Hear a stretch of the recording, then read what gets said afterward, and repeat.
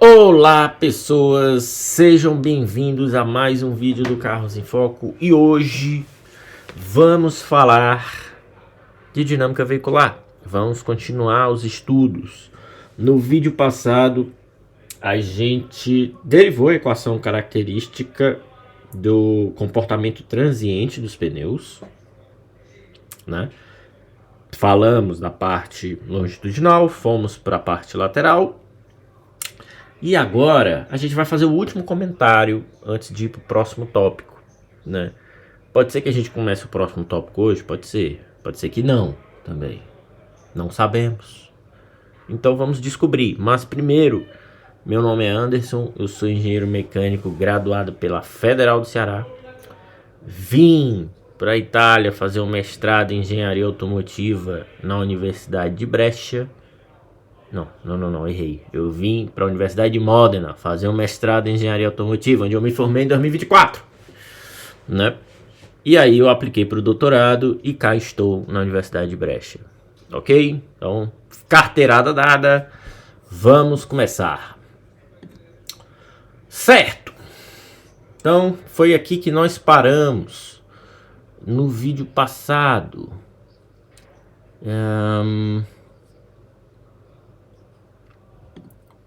Foi aqui que nós paramos no vídeo passado. Será que eu consigo pôr aqui na câmera? Deixa-me ver. Porra. Onde é? Gira a câmera. Como é que fica? Ih, fica legal. Tá. Vai.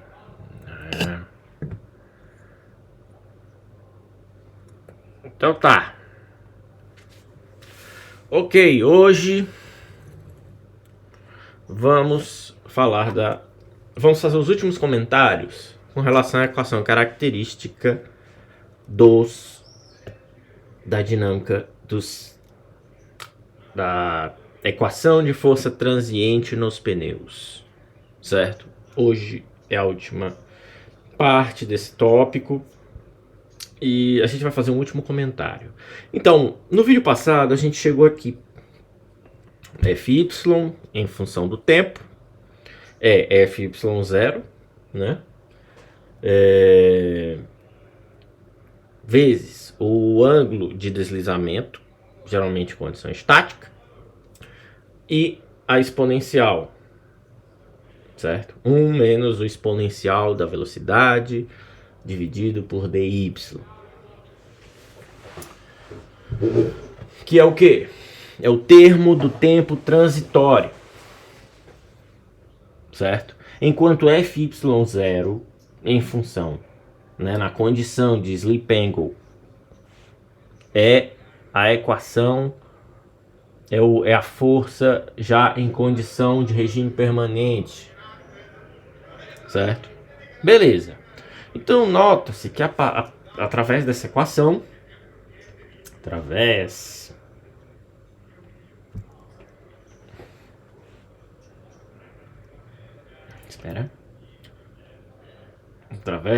da equação característica, né?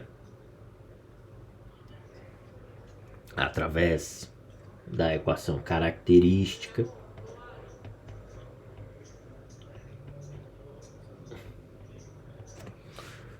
é possível montar, e aí é que entra a parte interessante dessa história, é possível montar o gráfico Fy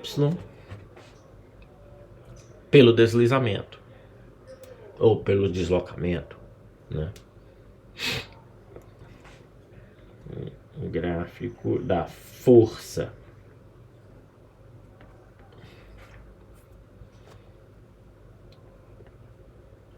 gráfico de F, nesse caso Fy e S.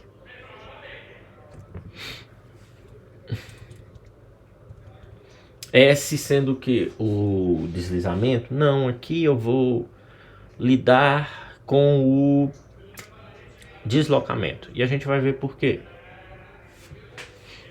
Certo? Vamos lá. Vamos montar esse gráfico. Vamos pegar aqui a função. Ué, ok. Então pegar aqui o... Só um momento. Acho que fica melhor só com uma luz, para dar aquele aspecto de cativeiro, né? Então beleza, vamos montar o gráfico. Na eixo vertical eu tenho FY. No eixo horizontal eu vou ter S, que seria o que? Velocidade vezes o tempo, o deslocamento. Beleza. Eu comentei uma coisa. O FY0 é o termo em regime permanente, certo? Então a gente vai pegar a posição desse FY e vai estabelecer ali como uma linha contínua.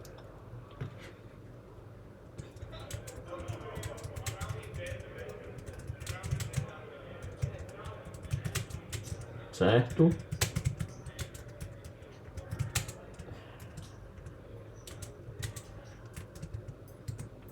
Beleza.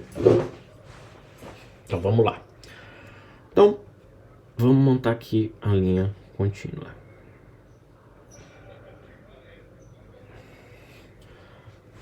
Certo?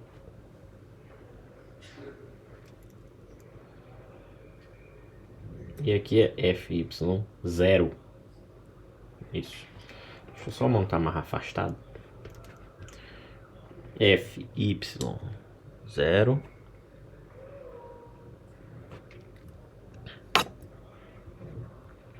FY0 do ângulo de deslizamento nessa condição estacionária, que aqui a gente mantém constante, só relembrando, certo? Beleza. Temos FY, que é força lateral,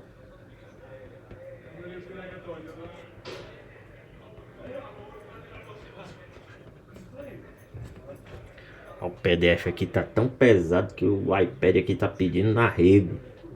E aqui eu falei deslocamento, vacilei, mas aqui é o slip. Ai, ai.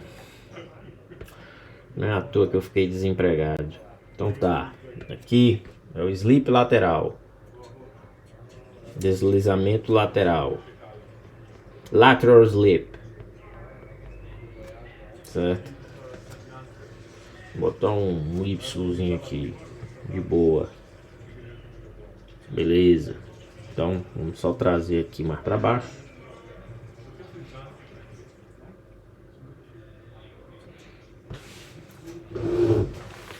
Beleza. Então vamos começar. Esse gráfico ele representa a força lateral de regime permanente do pneu. Até aí tranquilo, certo? Porque a gente precisa entender uma coisa. Eu vou explicar isso só depois de desenhar o gráfico. Ok, vamos pegar aqui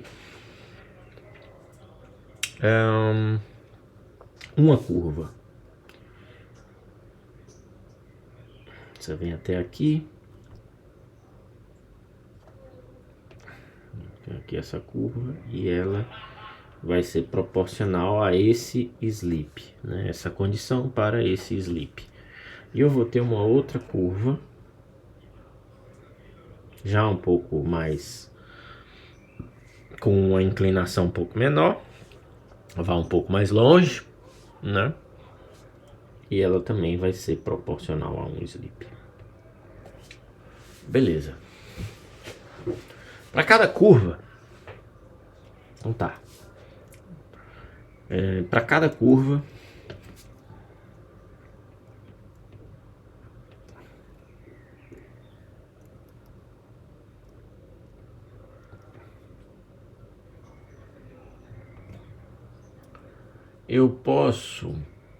é possível verificar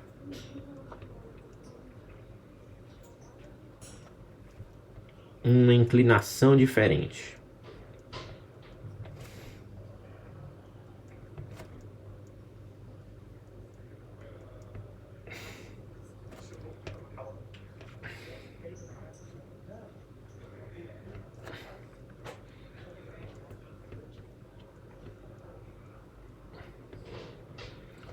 Certo? E se eu botar o celular lateral, hein? Não fica muito bom, não. Não, fica não, fica não. Não ficou bom, não ficou bom. Deixa ele assim meio pra cima. Beleza. Aí, então para cada curva eu vou ter uma inclinação diferente, que no inglês a gente chama de slope. Certo? Beleza.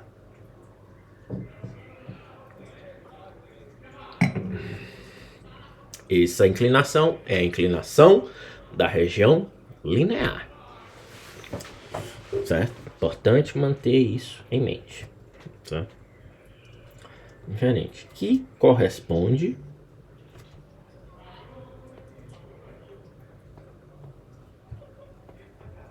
a regiões lineares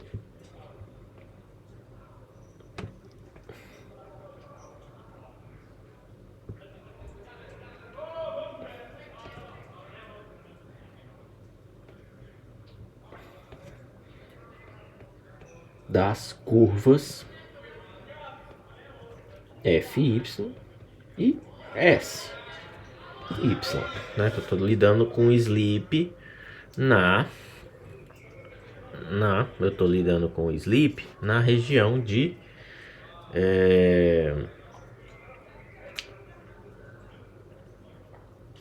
eu tô lidando com sleep lateral. Beleza. Ok. Perfeito.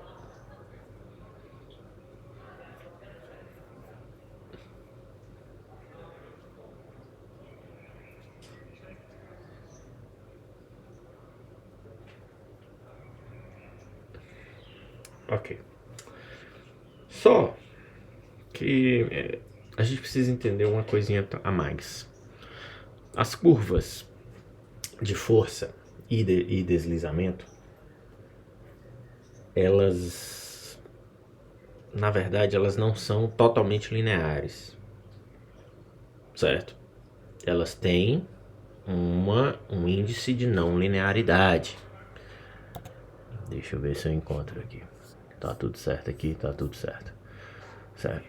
Elas têm um índice de não linearidade. Então, quando a gente olha para a curva só na parte linear, a gente está vendo só uma porção dela, né? É como se essas curvas aqui, elas começassem a tendesse a isso. Elas tendem a cair depois. Basicamente isso. Beleza. Então, posto isso,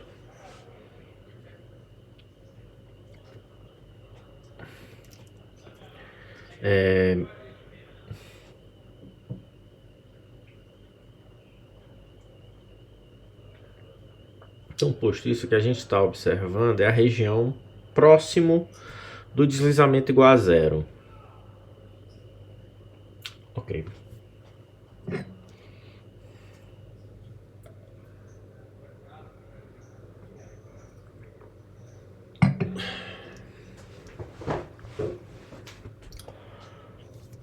Então, quando verificada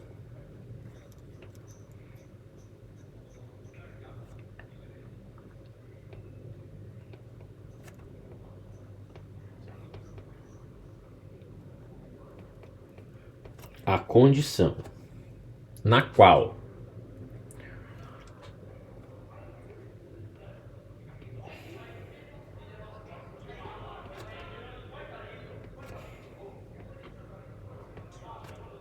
a força lateral FY0, que é a condição estacionária, para um dado sleep angle, né? Entrega é produzida, no caso, né? Na qual FY0 é produzido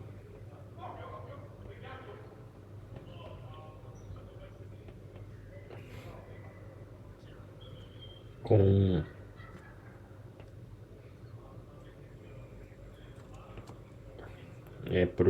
como é que eu posso dizer, a custo de um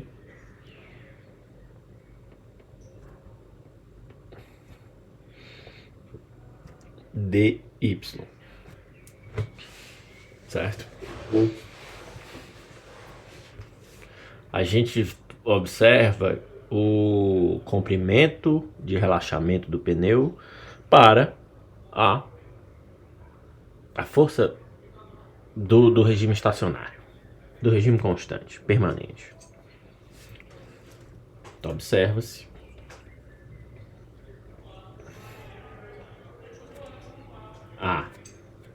o comprimento de relaxação, o comprimento de relaxamento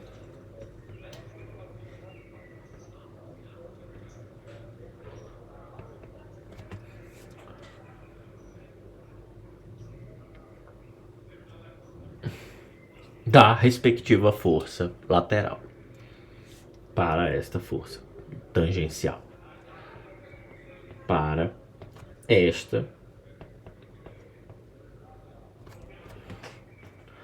força tangencial. Então,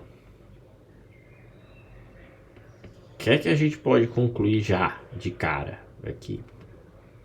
A gente já conclui que daqui para cá e daqui para cá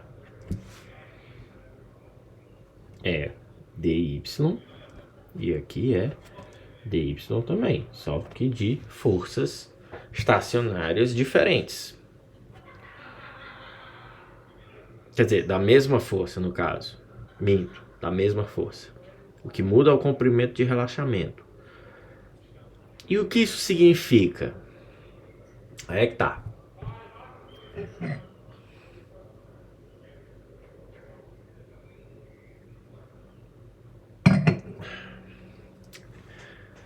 Isso nos diz que a gente está usando compostos diferentes.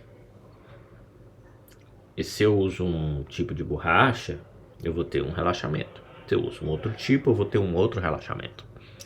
Portanto,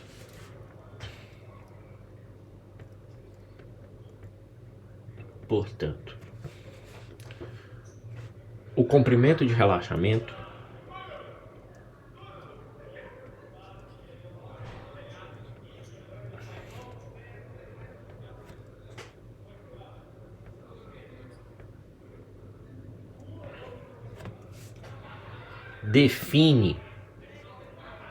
vai definir o quão rápido o veículo que está calçando esses pneus, que calça esses pneus, vai obter essa força lateral. Então o comprimento de relaxamento define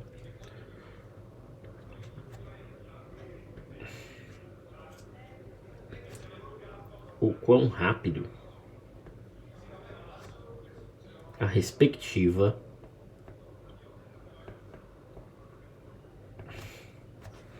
força lateral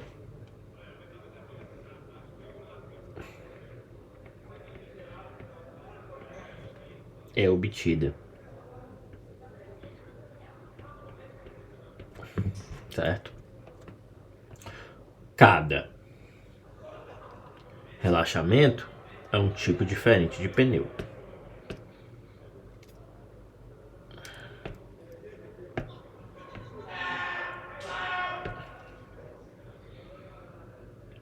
Certo? Beleza.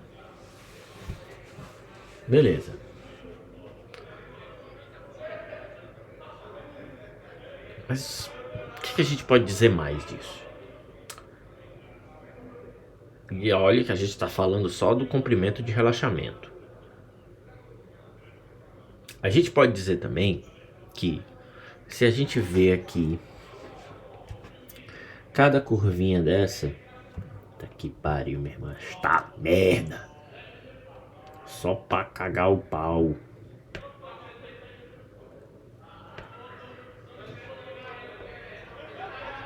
Ok. Se a gente observar aqui, eu vou ter um corner stiffness e outro corner stiffness.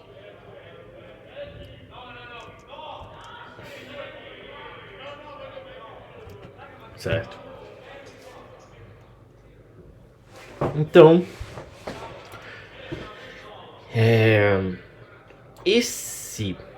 o comprimento de relaxamento, ele é uma medida da predisposição do pneu a atingir a condição de steady state. Uma resposta rápida, né?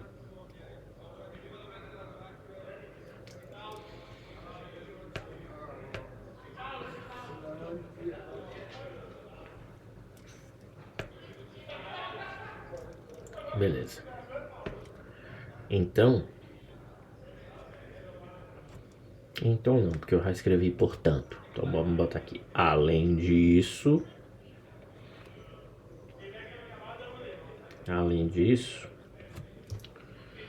esse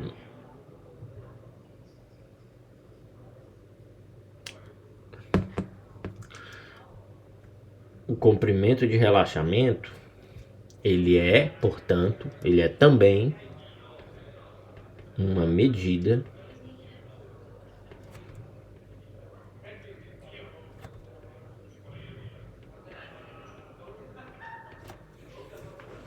né?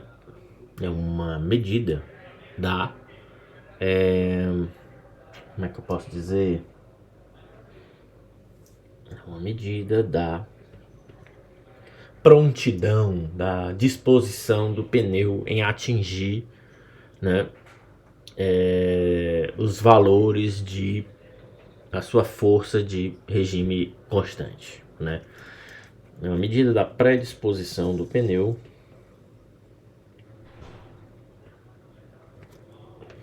Isso, escreve errado, vai. Predisposição do pneu em atingir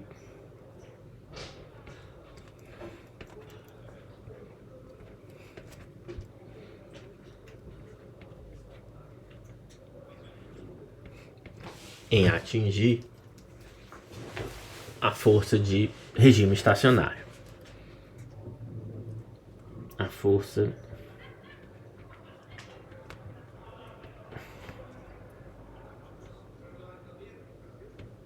estacionário.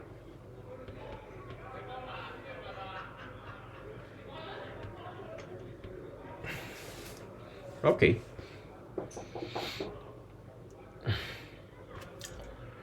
Beleza. Então a gente pode também observar fazer algumas conclusões, né, acerca disso.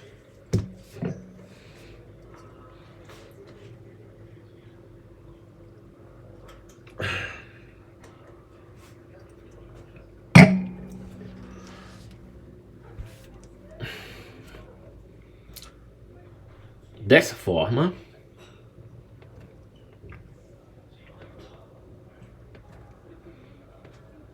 pode-se afirmar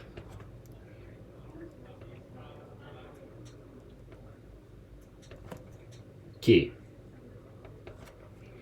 primeiro,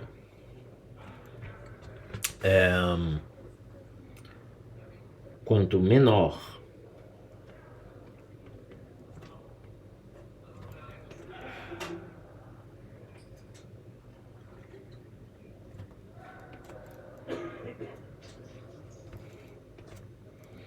quanto menor for dy, né? Mais rápido. É difícil, hein? Mais rápido.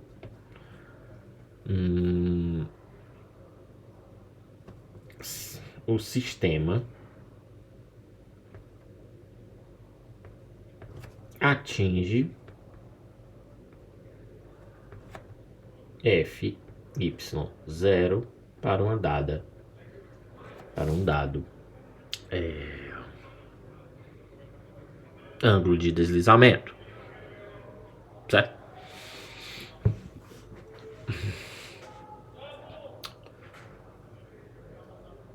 Beleza. De forma análoga, né?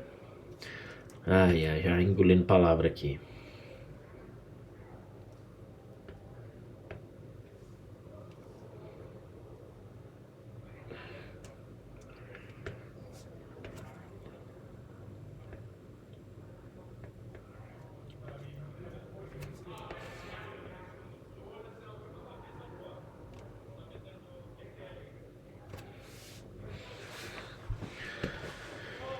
Então, de forma análoga, eu posso até copiar. Isso aí. Escreve errado, vai. Copio aqui. Copy. Paste. E trago aqui para a linha de baixo. Então, quanto maior o comprimento de relaxamento, mais lento o sistema, mais devagar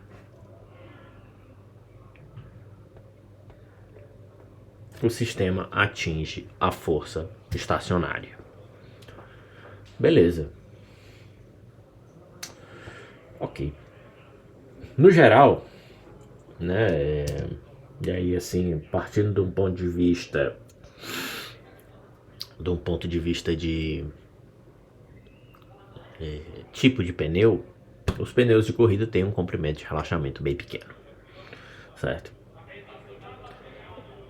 Os pneus de rua têm valores maiores ou um pouco intermediários, né? E é por isso que a gente tem essa diferença também de resposta de um pneu. Por exemplo, se eu pego um pneu de rua que é um pouco mais esportivo, ou de um carro esporte, né? Ou então até mesmo para ser colocado num carro de uso urbano, um carro familiar, mais com uma pegada mais esportiva, eu posso ter sim um parâmetro diferente para esse caso, certo? Ok.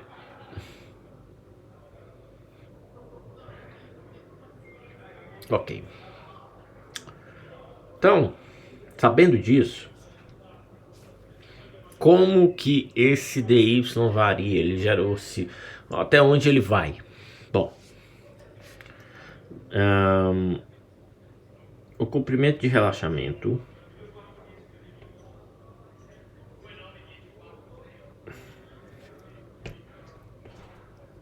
isso aí. O comprimento de relaxamento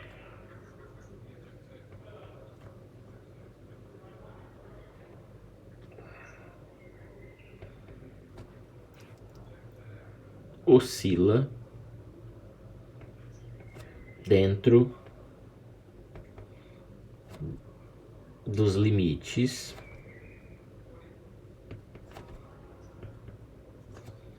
e aí ele oscila dentro de quê? Maior que A,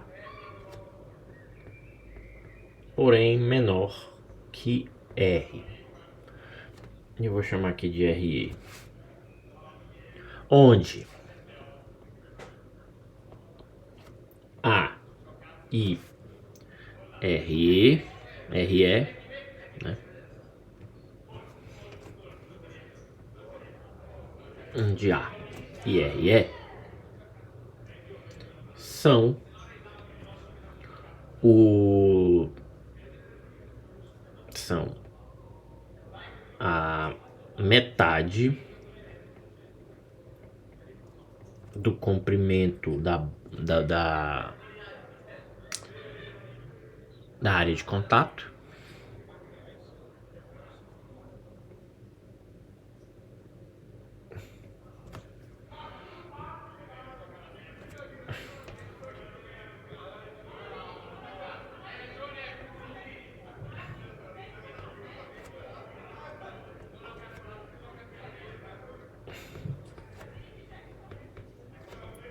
e RE, no caso, né? É o raio do pneu, né? É o raio do pneu.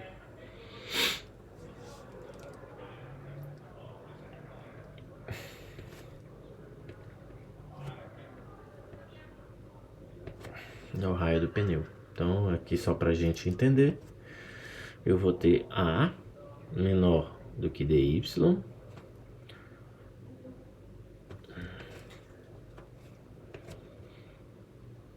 que é menor que RE. Ok. Beleza. Vamos só dar uma visualizada nisso. Seria mais ou menos dessa forma.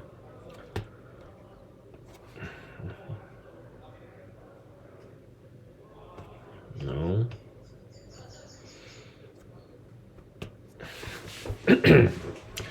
Seria mais ou menos assim.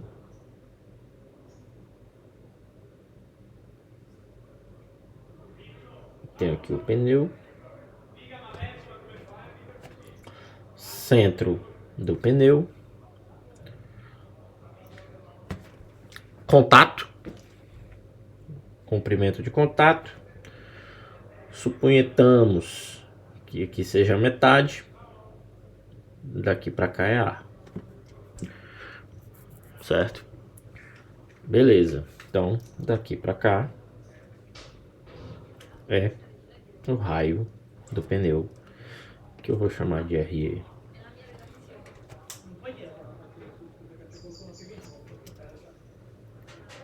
Certo? Beleza.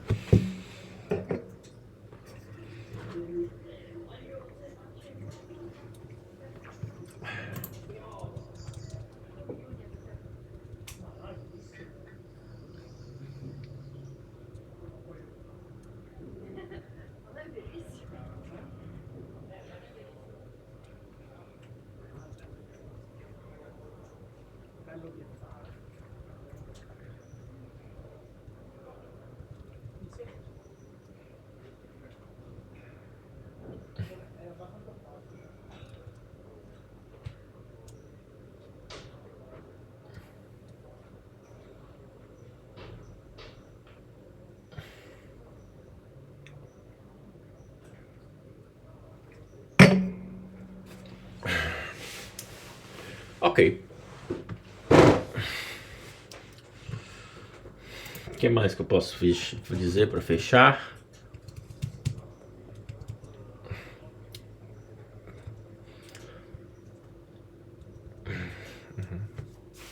Então, pode-se observar.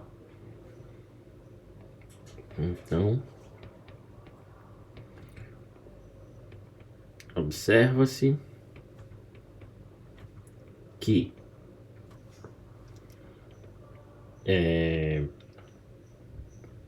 para mudar o comprimento de relaxamento,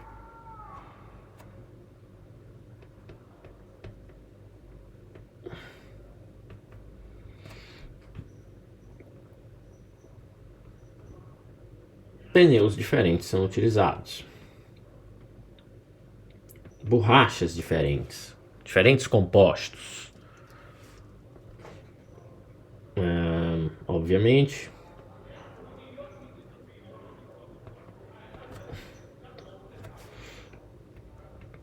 pneus de competição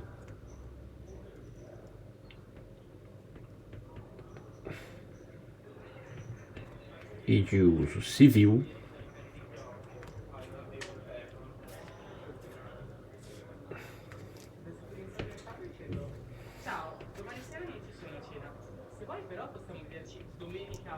exibem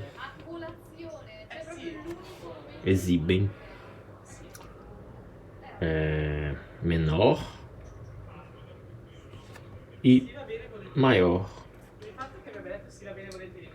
comprimento de relaxamento, respectivamente.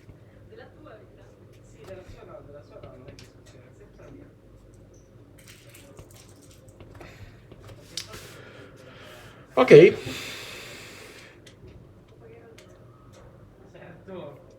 Essa foi uma forma de avaliar o comportamento do pneu, né? E eu dei uma dica de uma outra forma que eu falei no começo, do que a gente vai ver agora. Para concluir, existe uma outra forma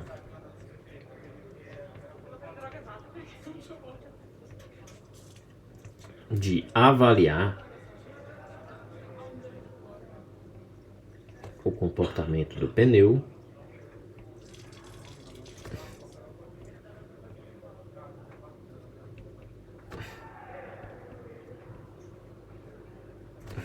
né?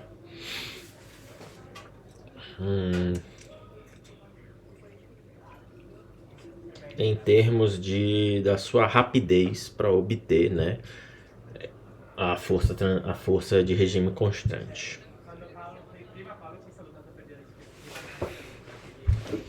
Em termos da rapidez para obter, para atingir FY0 em função de AI, em função do sleep angle, né, requerido para essa condição. E é o que? Eu dei a dica lá no começo, que é o cornering stiffness, que é basicamente a inclinação da curva, né?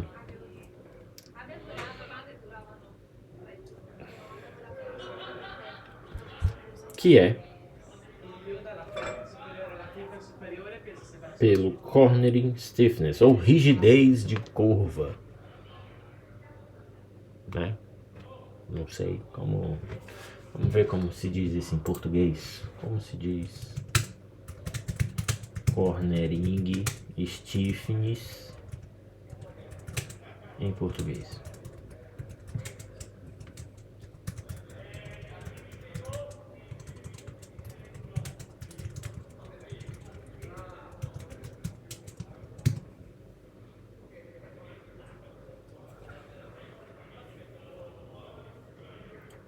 Rigidez lateral, que é pelo cornering stiffness, pela rigidez lateral do pneu. Faz sentido, né?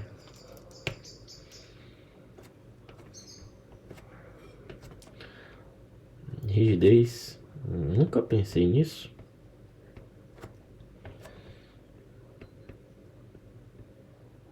Do pneu, né? Ok. Ou corner stiffness.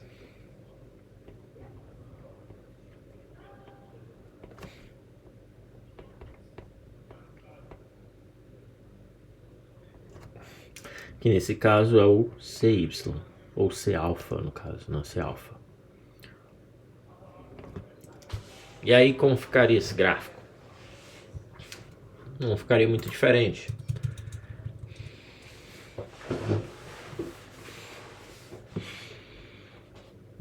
Não ficaria muito diferente.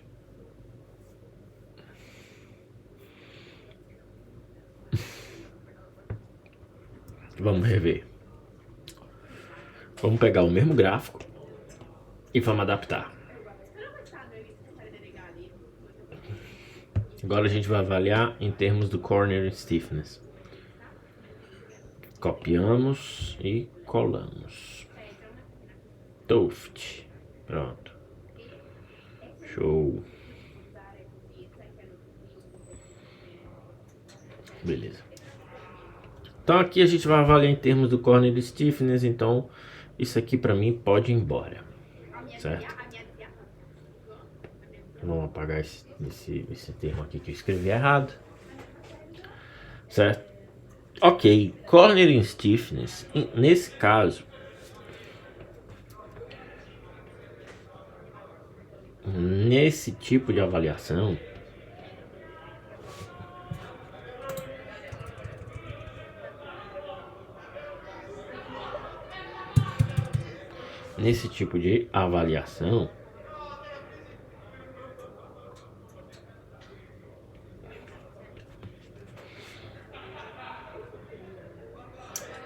o parâmetro aqui não será mais o slip lateral. A gente está analisando um outro domínio. O parâmetro aqui vai ser o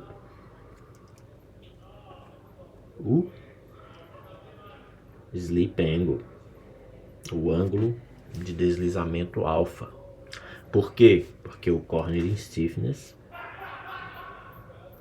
depende dele, do quanto de slip angle é obtido no pneu.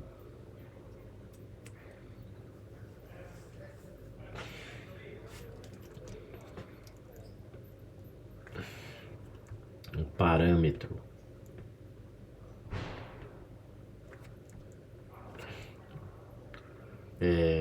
variável é o ângulo de deslizamento.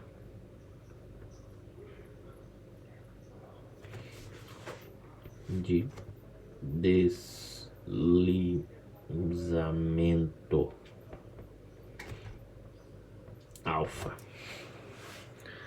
Beleza. Então, para cada um dessas curvas,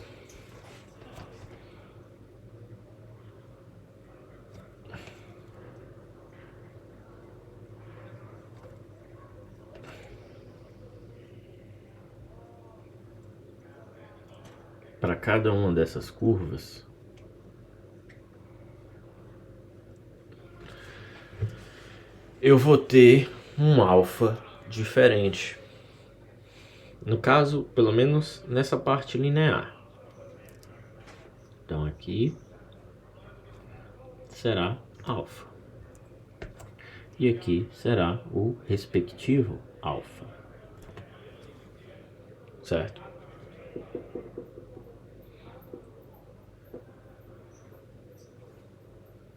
Da mesma forma, similarmente,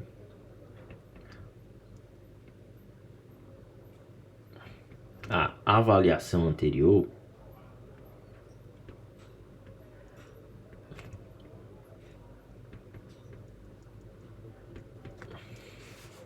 o objetivo é obter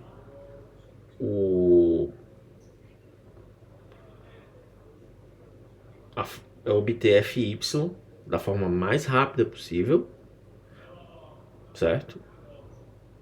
A um custo de um ângulo de deslizamento muito baixo, né?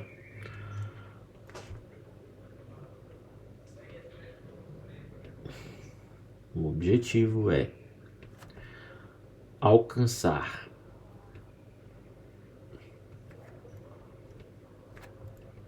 FY0, né, na força de regime estacionário, o mais rápido possível.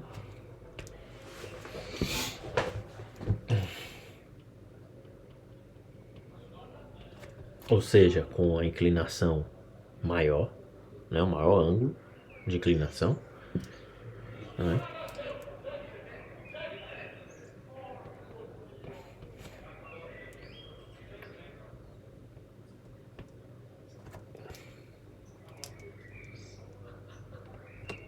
A um custo de um ângulo de deslizamento muito baixo.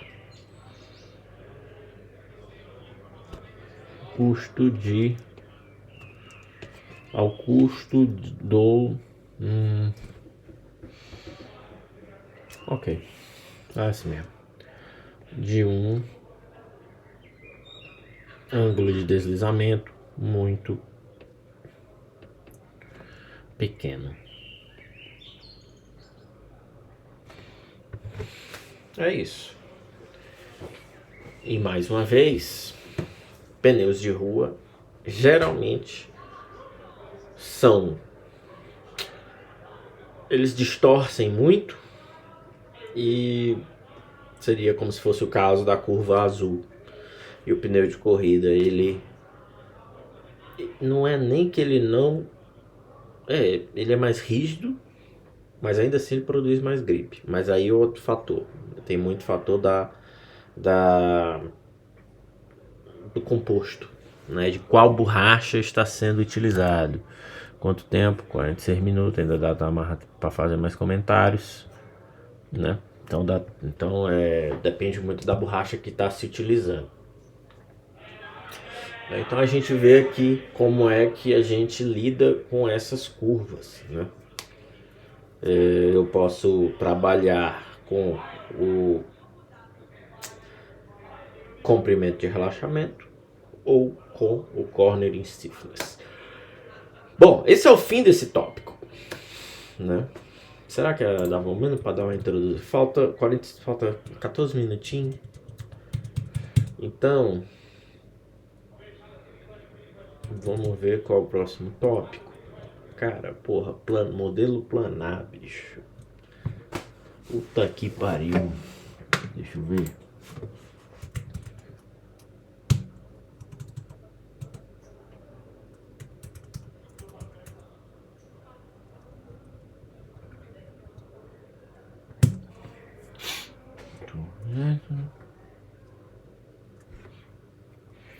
Bom, vamos lá, vamos fazer aqui um comentário rápido. Aqui, esse tá finalizado, pneus, já era. Próximo tópico.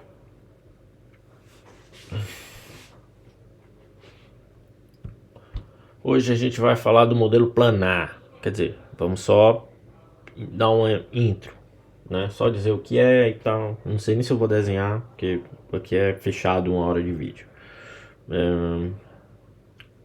Modelo, eu nem sei se chama planar, mas é planar model, planar, certo? Dinâmica veicular. Ponto não, você burro. Ok, preparar o caderno. Aqui, papá, ok. Então, modelo planar. Deixa eu ver. Baixar. O que é o modelo planar? O modelo planar a gente trabalha com um esquemático do carro. Quando eu comecei a falar de dinâmica veicular, quem está acompanhando essa playlist vai ver que eu comecei com aquele modelozinho lateral, né? Que a gente vê o carrinho lateralmente. Só um momento aqui. Ai, caralho, meu irmão, é chato. Certo? A gente começou vendo esse modelo aqui. Meu Deus, peraí. Aí não. Né? Que é o modelo do carrinho lateral. A gente vê só 2 rodinhas. Faz aqui a carroceria, tá aqui o carrinho. E aí a gente calcula, né? As forças e tudo. A gente começou daqui, né? As forças aqui, tal. A gente começou com esse modelo. Agora a gente vai partir para um outro modelo, né? Que a gente começou vendo, se eu não me engano, aqui é X, aqui é Z e aqui é Y.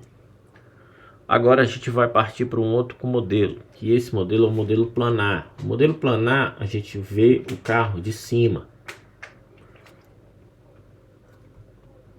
como se fosse um esqueleto,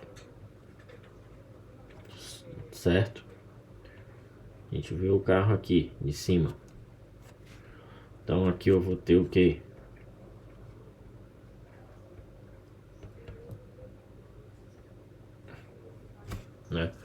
Esse é o modelo planar. A gente vai começar com ele.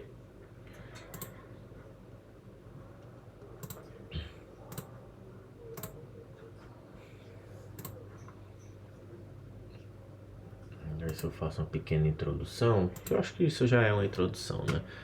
Então, muitas daquelas equações que a gente definiu pro modelo anterior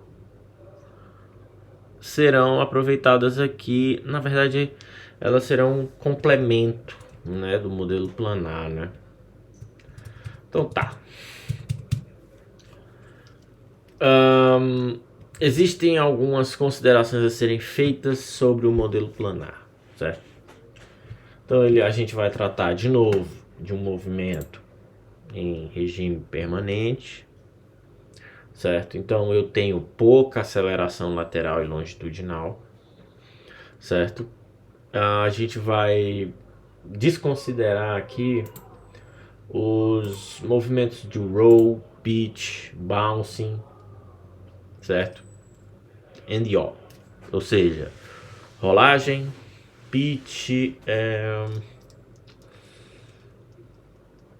pitch a gente chama de quê? Acho que é arfagem, que é quando eu tenho esse movimento aqui do carro em torno, né, de Y, basicamente, né? Isso aqui, né? E eu tenho outro momento que é o bouncing. Na verdade, bouncing não é um momento.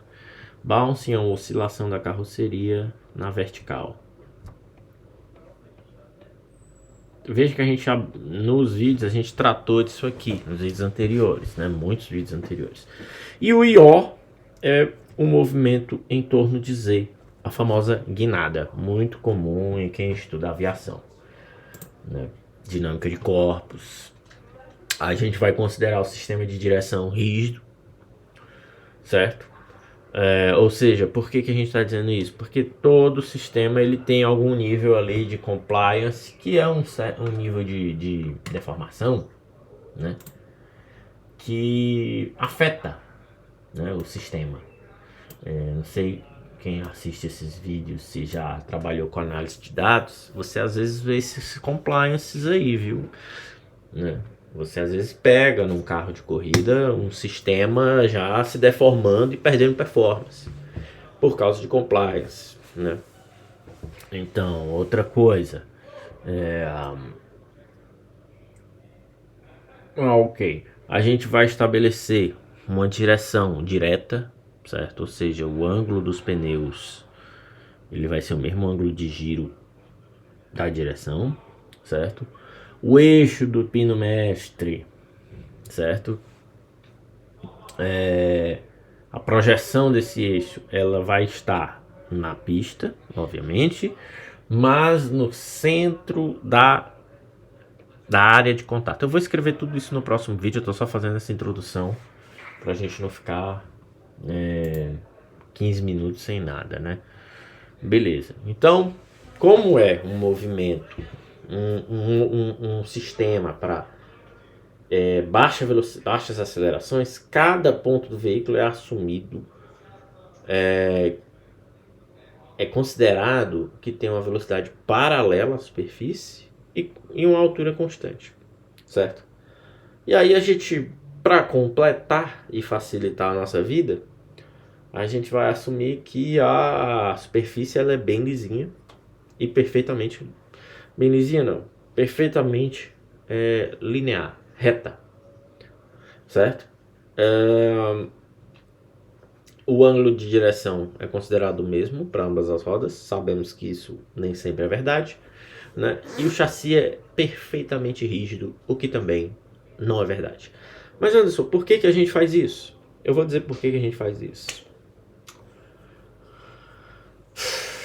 A gente faz isso para modelar. Se você for modelar um carro por cada movimento dele, você provavelmente vai acabar no psiquiatra pedindo remédio. É impossível. Quer dizer, é possível, mas é muito cansativo e computacionalmente muito custoso. O que é que se faz? Você admite que esse carro está em pequenos momentos de steady state. Ah, isso é muito irreal. Não é. Não é. Isso é o que se faz, principalmente quando você trabalha com carro de corrida. Por quê? Porque quando você está dentro da curva, você não tem aceleração, né? Quer dizer, você tem aceleração, mas você não tem aceleração para frente, né? Ou ela é muito baixa. Então você admite ali steady state. Quando o carro está no apex, no caso, né? Então você admite ali o steady state. Então é por isso que a gente, mesmo com essas considerações, o sistema funciona. É tanto que hoje você tem simulador aí. Não nos enganemos aqui, certo? Nenhum desses simuladores de corrida que vocês jogam aí, do Gran Turismo ao iRacing, seria possível se não existisse isso aqui, ainda com essas considerações. Ok? Então no próximo vídeo a gente vai começar o modelo planar, certo? Pessoal aqui do TikTok, vou voltar a câmera aqui pra mim. Cara, celular lento é uma merda, viu? Puta que pariu. Que merda, meu irmão. Sério. Porra. Enfim. Voltemos aqui para a minha cara. Celular, tá. Quanto tempo já? 56 minutos. Então é isso, né? Então mesmo assim vale a pena trabalhar com essas considerações, né?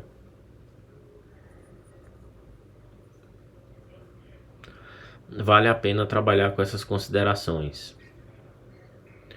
E por mais que eu tenha isso, eu consigo fazer o sistema funcionar bem. Ok. Então é isso.